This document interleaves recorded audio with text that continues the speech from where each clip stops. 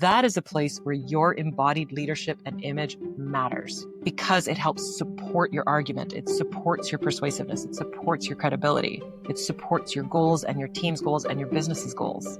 So it's in the embodiment of leadership. It is self-leadership. And then it becomes easy to lead others because they want to be around you. They want to follow you. They believe what you say. They can see you're speaking the truth and they want to be with you. That moment right there, I had to stop and replay it when Katherine said it.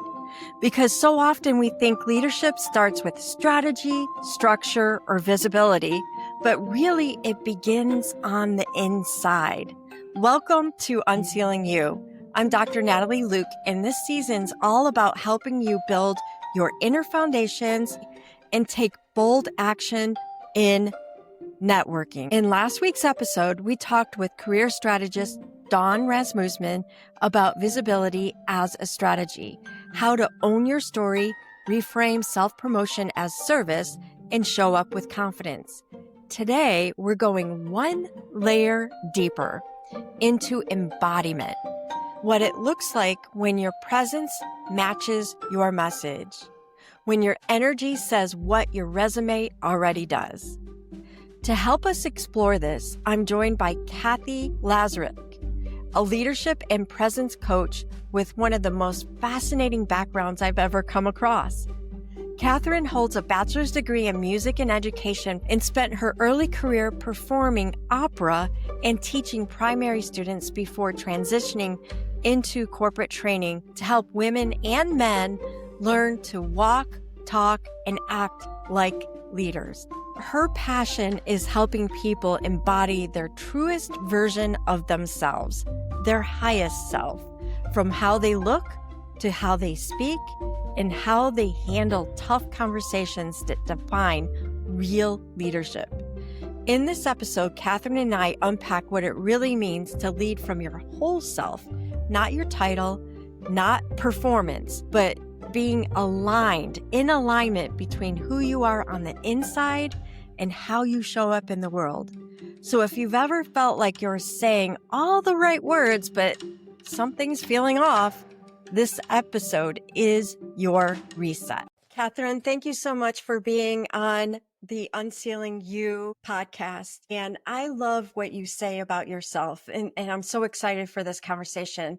And what you said about yourself is my philosophy is a whole person, whole presence, meaning that you can't be fully present, fully expressed, or fully seen unless you know yourself well and can help others know you too. And I firmly believe that helping people become their best possible version of themselves is one of the greatest things I can do. And that really, the reason I love it is because it captures so much of what this podcast is about. The UnCeiling You process is all about discovering your best self and learning how to fully live it, then helping others see it and understand it too. And that in part means getting out of our own heads and into our full presence. So let's start here. And here's my first question for you. We've all met someone whose words are saying, I'm confident, but their presence whispers uncertain. And when someone walks into the room and their energy doesn't match their words, how do you help them align the two?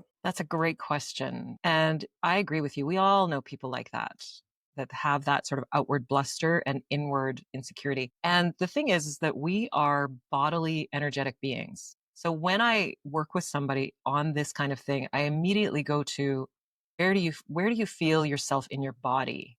How do you feel about this situation? I go immediately to what's the emotional component and content of whatever situation you're entering into, because people can smell bullshit. They know, right? And and it's more important that you know what what you're entering into and how you're entering into it than it is to think about what other people are receiving, because you will never know how you are received. It's impossible, because everyone who's receiving you is receiving them through their subjective filters. And anyone that says that they're objective is incorrect. It's impossible to be fully objective because we all have filters. Maybe on the other side where we're all one and we have one consciousness, I don't know, in an afterlife. But right now we are individuals having a human, we're souls having a human experience. And so when that doesn't match up and someone's words are not aligned with how they're being, I go straight to work on the being first and the beliefs that are driving the actions and the words. Like, why do you believe you need to bluster? Why do you believe you need to say things that you can't deliver on? What's up with that? I go straight for the shadow part. I see. I mean, not at first, because someone doesn't know me well. It's like, we ease into it. But that's generally where you get to the heart of things, is when you start to look at your shadow. I see. So what shift have you observed in people when they really look at their shadow? And what have they learned, and what kind of transformation have they had? Well, when people deny their insecurity, or they deny their brokenness, or they deny their feelings of unworthiness, whatever that is, and repress it, whatever is unconscious is going to drive you, and you'll think it's external circumstances doing it. Right? It's very Jungian. Like, if you want to dive more into shadow work, Jung is a great place to start. But it's looking at all the stuff that our conscious mind does not want. Like, our conscious mind doesn't want to mess up the interview. Our conscious mind doesn't want to make a bad impression. Our conscious mind doesn't want to do anything that's not advancing our growth. But there are some beliefs and thoughts and feelings and emotions that are still underneath, that are built in childhood, built from past experience. And those are the things that we need to take a little bit of a look at, because if you don't make them conscious, then they will continue to drive your life. And so the transformations that I've seen, if someone's willing to go in the dark and dig around and be like, okay, I'm totally willing to be perfectly imperfect. I'm completely willing to be someone who messes things up sometimes. I'm completely willing to look at any pain that I'm carrying. I'm completely willing to look at all those things. Then what I see is, as those things become conscious, they're like, oh, well, I don't need to carry that, or that's not true, or that's not how people really perceive me. I can actually enter into situations with trust. I can receive the love that's around me. I can see how people see me more clearly. I can get different results. So just changing the energy of you changes the energy of everything around you. So I could see that, people walk in a room and you can feel the energy, but it's hard to describe what it is that you're feeling. And leadership isn't just what you say. It's something that you carry when you enter the room, in your breath, in your body, and in your tone. What does it mean to embody your leadership instead of performing it? A lot of leadership in our past paradigm was performance-based. So what I mean by that is, our leadership model used to be hierarchical, authoritative, and compartmentalized. So work was at work, personal was personal, never the two shall meet. You show up, you put your game face on, you get the results, and that's it. Like, it's a very dehumanized way of behaving, a much more mechanized way of behaving, which made total sense for where we were. We were in an industrial age. We were infatuated with machines. We loved efficiency. And I mean, I love a little efficiency for sure. And we loved all the processes and systems. And so that was the way we needed to be in order to function in those environments. And now the leadership model has completely shifted. And we as a society are completely shifting and going up, especially through the pandemic. It was like, okay, we're humans. We're fallible. There's something else going on here that we need to pay attention to. And that structure has started to break away. So now we've moved into this structure that's integrated, relational, and whole. And that goes back to the whole presence, whole person, whole presence philosophy, where when you're thinking about embodying being a leader, it's not just the words that you say, because anyone can say empty words. We see it all the time. It's the way you're acting, and it's the way you appear when you show up. And the whole idea of that is to do deep investigation. So it all starts with what I call my 3 C's framework, which is character, congruence, and choice. And it all starts with your character, because I believe that who you are at 4 is who you are at 104. The essence of you, whatever you came to the planet with, does not change. The core of your soul does not change. But over time, you get things layered onto you based on your cultural upbringing, based on what your parents were like, based on what your school was like, what your religious community was like, what your city is like, what your country is like, what the geography or environment around you is like. All of those things put layers on who you are. They become part of your identity. And so if we don't, we can put things on or have things put on us that don't really belong to us. And so then there's a little misalignment, and you can feel it. You're like, oh, this doesn't feel quite right. Or I'm chasing something that my parents really wanted for me, or I'm doing this role, but I don't really feel in alignment with what the company is actually doing. Like there's these little gritty bits that we start to notice when we start to do this investigation. So the idea is with character, you know yourself really well, and then you need to live into what that is. So I'll give you an example. When I finished university, I was singing in the opera, and I really wanted to be the third act diva, the dying, fainting couch princess, the save me Alfredo, but I am the naughty chambermaid. I am. I am. My energy is like Sparky. I'm a little bit like Donkey in Shrek. Like I'm full on like disruptor, troublemaker, like that kind of energy. And the difficulty that I had letting go of this idealized egoic thing that I wanted and just sinking into the delight of being the disruptor and how fun that is and how good it feels. Like the change in my bodily expression was instantaneous. It was amazing. Once I just accepted, I'm like, that's not me. I have elements of that, but that's not, I want to sing. I want to go with what is. I want to love what is instead of trying to be something I'm not. So that's the first piece for the embodiment. And once you have that in line, and also I don't want to suggest that this journey is linear in any way, because you come back to pieces of things all the time, but you work on different stuff as you go. Then there's the congruence piece, because we do not live in a vacuum. We're around people all the time. We live in a society. We live in a world. And so the choices that you make for yourself, you need to look at your outside world and go, okay, how congruent, how aligned is who I am with what I'm doing and what I'm saying and how I'm being. And how that showed up for me was as an image consultant, which I really struggled with the whole don't judge a book by its cover, because I believe that that is true. I struggled with the whole fashion industry because I don't love it. I don't like to shop, which makes me a bit of an outlier. And I struggled with all of that. And then I realized I actually love image. That's how I started out in my business, image consulting, before I did other things. I love using that as a vehicle for discovering your identity and expressing yourself in the world. So, but for me, I was like super chunky, funky, be your true self, la, la, la, la, la. And I would get pushback. I got heckled the first time I spoke from stage and was talking about what I had to offer. This woman in the back went, why would I take advice from you? Look at what you're wearing. And it was a beautiful teachable moment, because I was like, look, I don't want you to look like me. I want you to look like you. And I'm really good at that. And it was an interesting space. So, but it came to my attention that what people expected an image consultant to look like was not how I was showing up. Right. And even though I am a disruptor and I want to show up differently, I don't want to waste my time explaining why I look the way I do. And so I actually enlisted outside help, because it's very hard for us to see ourselves from the outside. We can't do it. We do need other safe people to help us sometimes. And I sharpened everything up a little bit. Like I was still expressive. I still had my personality, but everything was just a little bit more polished. Everything was just a little bit more delightful. What I was doing previously was like living into this part of myself that loves to be comfortable and loves to be natural, right? And not living enough into the part of me that loves things to be finished, that loves the right glass for the right drink, that loves the beautiful things, that loves like delicious service, that loves like really like chef's kiss perfection. And my friend that drew my attention to that for me was a great help. So what happened was I made that shift and was like, oh, I'm missing a part of myself here. And then my business doubled.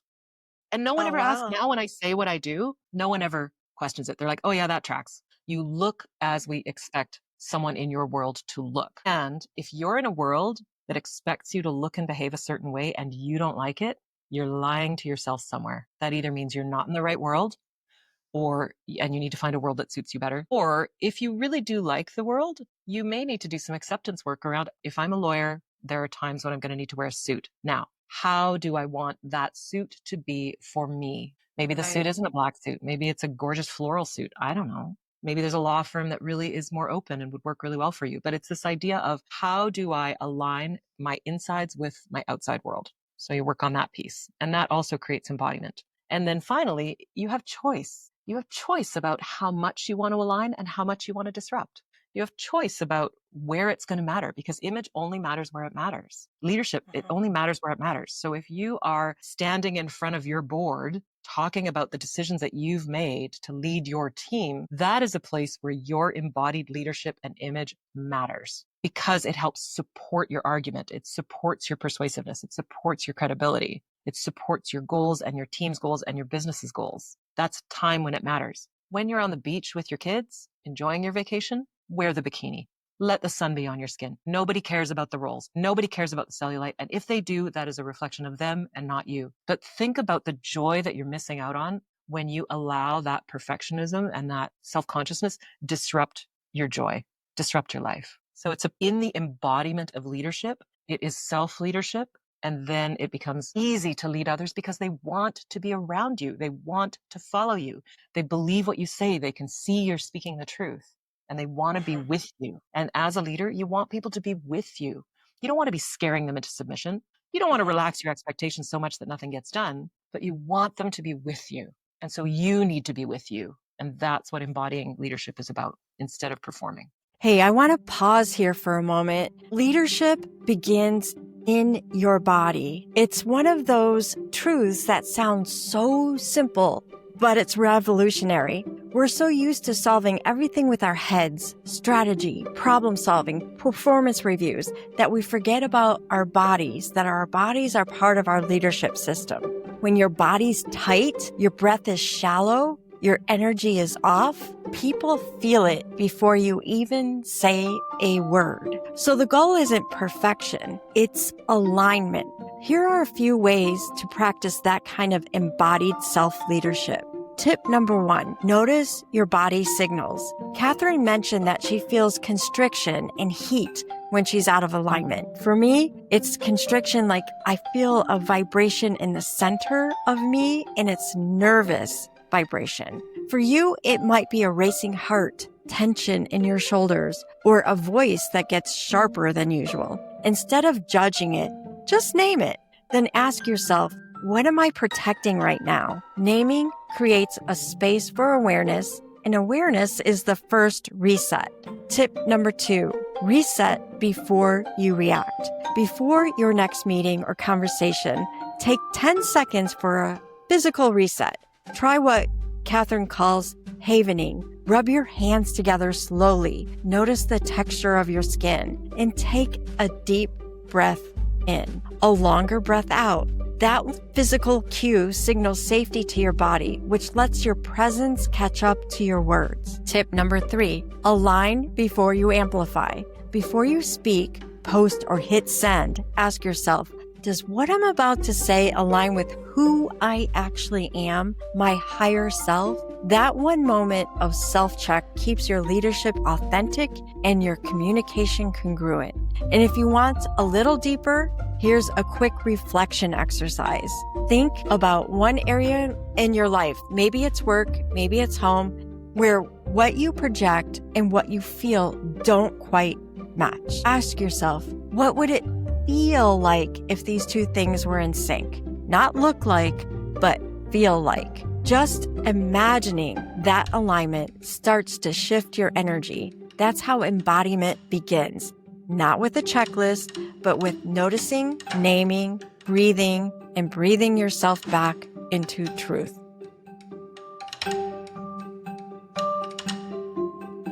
I love the full explanation of what you're talking about and not expecting to look like everybody else. I remember when I first got into my career as a young person, I was told to look at the anchors on the news broadcast and try to wear clothes like they do, speak like they do. And that is just not me at all. And that There's doesn't some, mean, go ahead.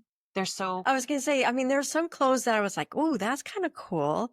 But other, I was like, I don't have to be them at all. No. And it's interesting because when you're looking for models and things that indicate how you might like to be, it's great to look at news anchors, for example, and go, what is it about them? What is the quality that they're embodying that I would like to have? Maybe it's slow and deliberate speech. Maybe it's authority, like that story. Well, it used to be this way. It's not this way anymore, but it used to be that news anchors were reading stories that had been sourced and vetted and backed up by fact checkers.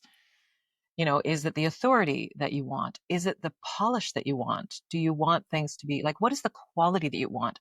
And it's this way too for, when you see somebody who has a great outfit, you're like, oh, I wish I could wear something like that. Is it the freedom of it? Is it the pattern of it? Is it the color of it? Is it the way that it looks like it belongs on them?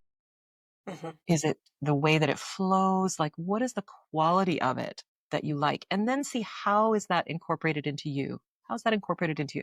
Allow it to inspire you as opposed to making it be a copy. I'm trying to copy or emulate that person. It's like, no, I want to be inspired by that person. So what is the quality that I want to embody, that I'm being called to embody? Yeah, got it. So in this particular season, we're talking about networking Mm, and interacting with networking. folks. And that's where Yeah. image and this in presence come together, knowing yourself and then coming with your full self to these conversations. And one of the things that we talked about prior to getting ready for this interview is the need to connect both from a transactional perspective and a transformative. And it's not either or. How do you help someone navigate between making the connection and the goal and making sure that it feeds the soul?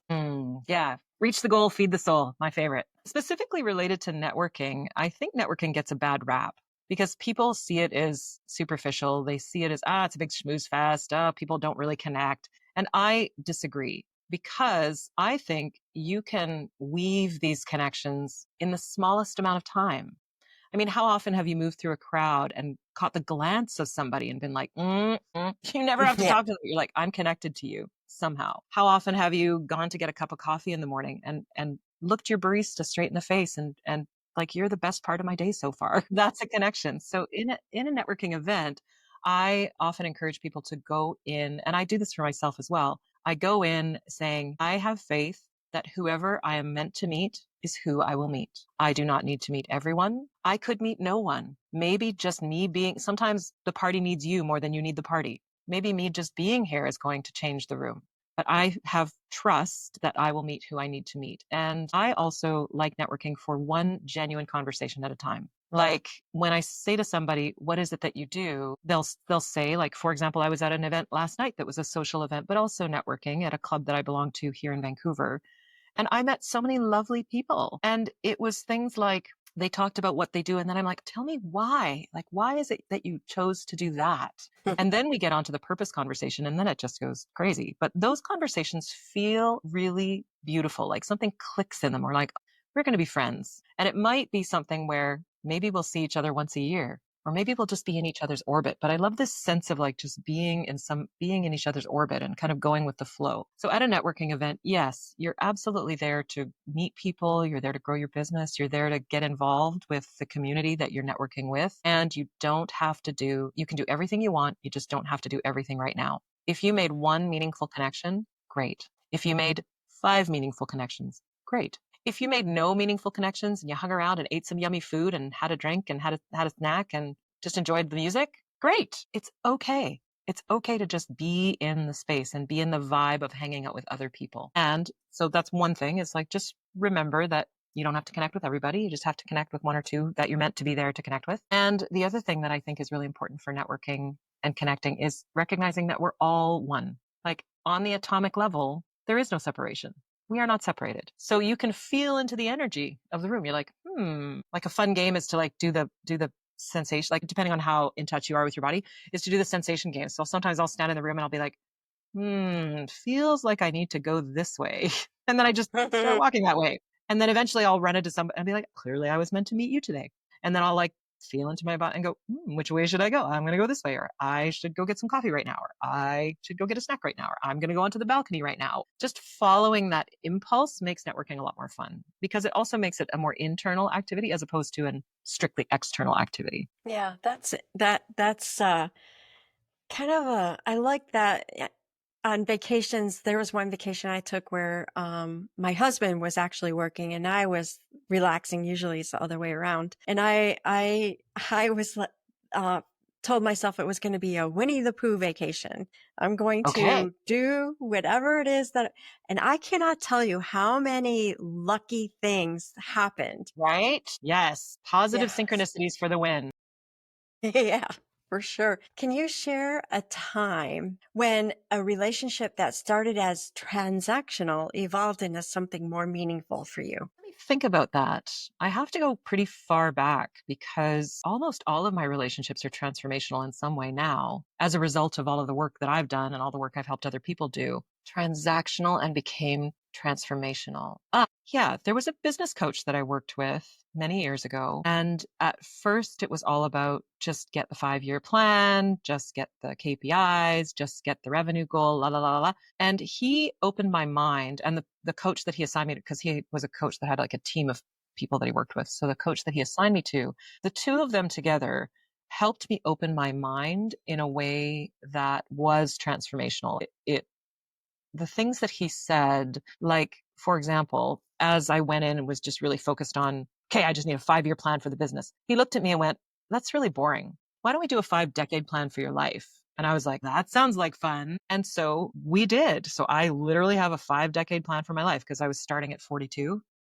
Mm, And so 42 to 52 was all about foundations. How do I rebuild my self esteem? How do I lay in my good habits? How do I pay attention to my physical self? All of those pieces. mhm. To be fair, COVID derailed a little bit of that somewhere along the way. So I think that this decade extended a little bit to like where I'm at now. I'm 54 now, but theoretically still working. The edges can be blurry. It's fine. And then 52 to 6, so 42 to 52 foundations, 52 to 62 go broader and deeper, which is Mm, exactly what's happening in my practice. It's like, oh, like there's more soul in what I'm doing now. There's more mastery in what I'm doing now. There's more enjoyment in what I'm doing now. There's more love in what I'm doing now. So it's this beautiful, like broadening of my own experience, broadening my own learning, and broadening the gifts that I can bring to other people. 62 to 72 is give back. It's all about legacy. 72 to 82 is fun. And 82 to 92 is more fun. That's the aim. And so, and because what he said was, people really overestimate what they can do in a year, but they really underestimate what they can do in a decade. And so the beauty of that is it allows you to back burner some stuff. Just be like, okay, I'll get to that when I get to it. And the beauty of it is that then, even if I die tomorrow, at least I was on the right track. I have no mm, regrets. I'm pursuing my path. And if it all ends tomorrow, then I guess that was the end, but I don't regret anything. There's nothing I want to go back and change. There's nothing I would change about what I'm doing now. It's a really peaceful place to be. And so that right. relationship became very transformational in the end. It was really good. That's a great example. Thank you so much for that. Now, you've worked with people who have been underestimated, but who have power waiting to be reclaimed. Mhm. What's the difference between trying to fix your image versus learning to own your own space? Ah, well, there's nothing wrong with you. So there's nothing to fix. First of all, you are whole and complete just as you are right in this minute. Right in this moment, you are the most perfect version of yourself that has ever existed. You might want to work on something else tomorrow, but right now you are whole and perfect as you are. And that is the first step to really owning your space. To say, am who I am where I'm at, I love what is. Or if I don't like it, then I'm learning to enjoy the pain of not liking it. Oh, it's so delicious. And then I'm transforming it and going, okay, what is this teaching me? What is the lesson I'm here? I can't control anybody else's lessons. I can't control anybody else's learning, but I can think about my own learning. I'm in mystery school. That's what we're here for. So what am I learning with this? And then moving forward. So there's nothing to fix. There's only things to grow into. There's only things to unfold. There's only delicious unraveling. There's only delicious repatterning. There's only delicious weaving together again. And that's life. Like if you look at everything else in life, everything else in nature, everything cycles, and so do we. And there are cycles of growth. There are cycles of rest. There are cycles of blossoming. There are cycles of harvesting. We all live in cycles. And so that's the piece of owning your space and owning who you are, is understanding at a very deep level that you're doing exactly what you're meant to be doing right at this moment, right on the planet. You chose to come here at this time to do whatever it is you're meant to do. So get doing it because we need you. I really love that philosophy because it sort of relaxes you and it causes you to, yes, enjoy the moment and just step into it and embrace it for all its power. Exactly. So one of the things that we talk about is really building that connection with ourselves so that we can build a real connection with others.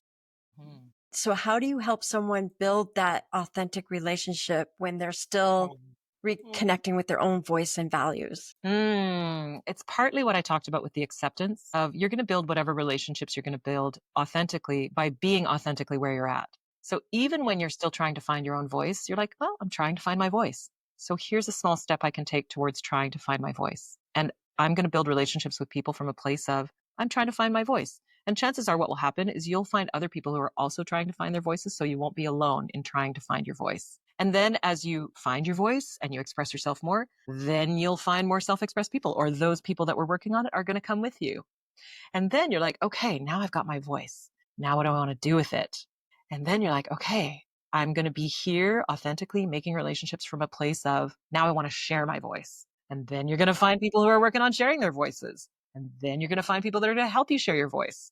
And then as you move through that level, then there's the next level. And it just goes on and on and on till you die. And I think if you're not dead, you're not done. So if you wake up in the morning and you're still here, then there is something for you to do. And in that moment, it may be that the something you need to do is lay still and have a nap. Maybe sleep in a little. Maybe the something you need to do is get up and send 5 emails. Maybe the something you need to do is go out and put your feet in the grass for 5 minutes before you start your day. Maybe the something you need to do is eat something nutritious. But whatever that is, if you're not dead, you're not done. So get on with it. Get on with it. Now, so if before we go into our insider questions, and so I have several questions to ask you. That's for the insider group, the Spark members and the Unsealed members.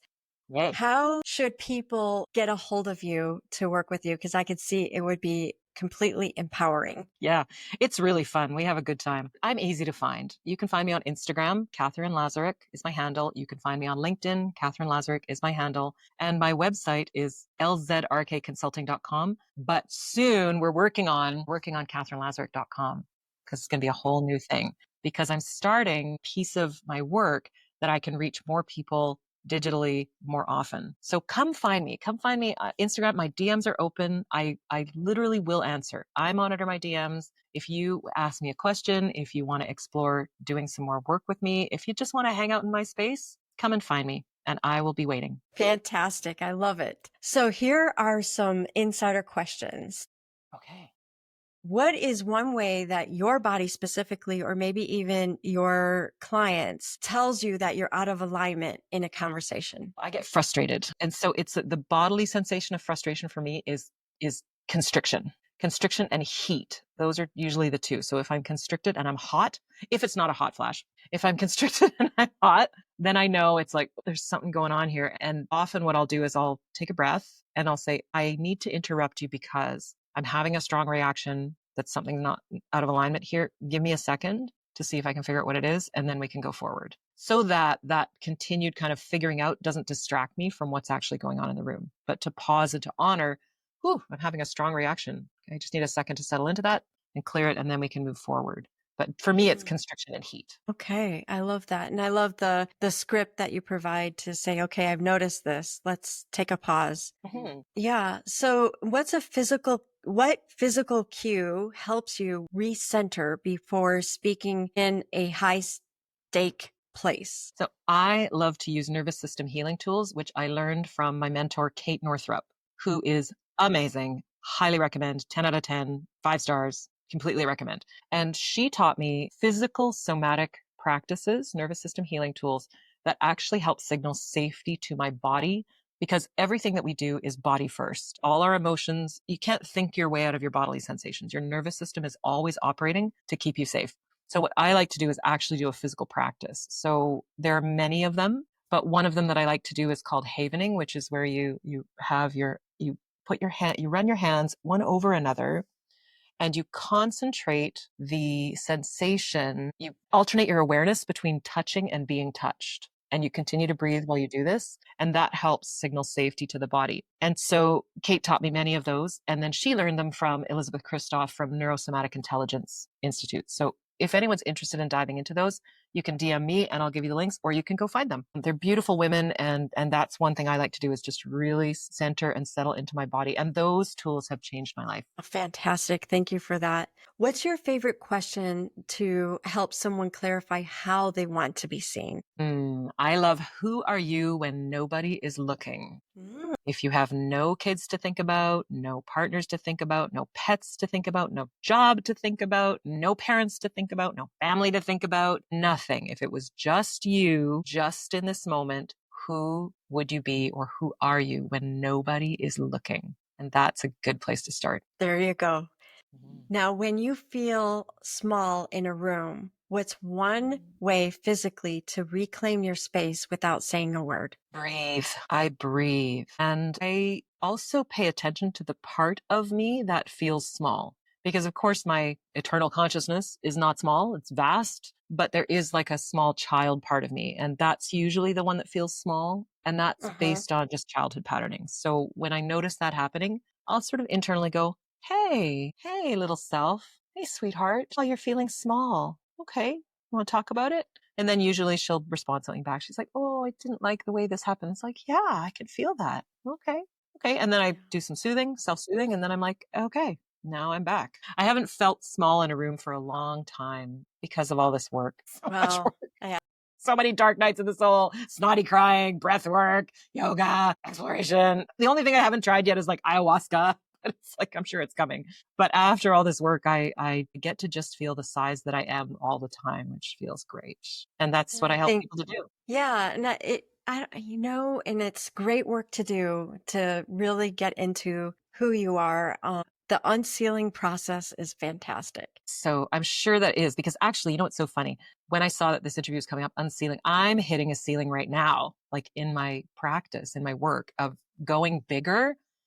And I'm working that ceiling, but it was so great. I was just like, oh, I'm so glad I'm talking to Natalie today, because I'm in an unsealing moment. So and I also like that it's unsealing, like CEI, sealing like the ceiling, but also SEAL, unsealing.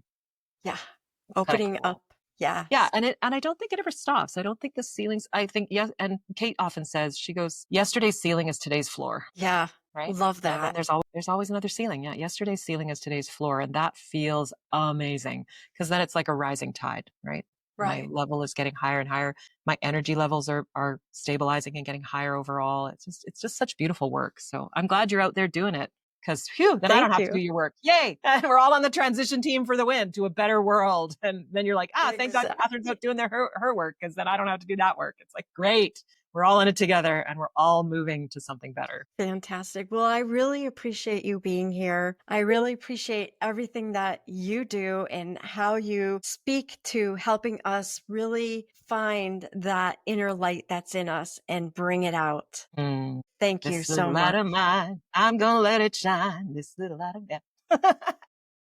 Thank you for having me. It's a pleasure to talk with you, as always. Thank you. So here's what I hope you take away from today's conversation. Leadership isn't about performing confidence. It's about embodying your truth. When your inner world and your outer world finally match, your presence speaks louder than any resume pitch or title ever could. Katherine reminds us that leadership starts with self-leadership. And when you embody that, people naturally want to follow. This is what Season 3 UnCeiling You is all about. Learning to connect authentically, lead calmly, and take bold action in the community or networking. And if you're craving a deeper reset, I'd love to invite you into something new that I'm creating. It's the UnCeiling You Leadership Reset Program. It's a program that I've created for high-performing professionals who are ready to move from overdrive to aligned drive. It's where we rebuild the foundation of leadership, from pausing with intention to using fear as data to rebuilding self-trust at your core power source. It's about creating sustainable excellence instead of burnout. If this sounds like something you need, feel free to join the wait list, and it's with the link in the notes. You'll get early access, behind-the-scenes lessons, and a few special live events with me as we launch. And if today's episode struck a chord, share it with a friend or a colleague who is leading from an empty tank. We rise higher together when we lead from wholeness. I'm Dr. Natalie Luke, thank you for being part of this community. And until next time, take radical responsibility for your life and watch the ripple effect unfold.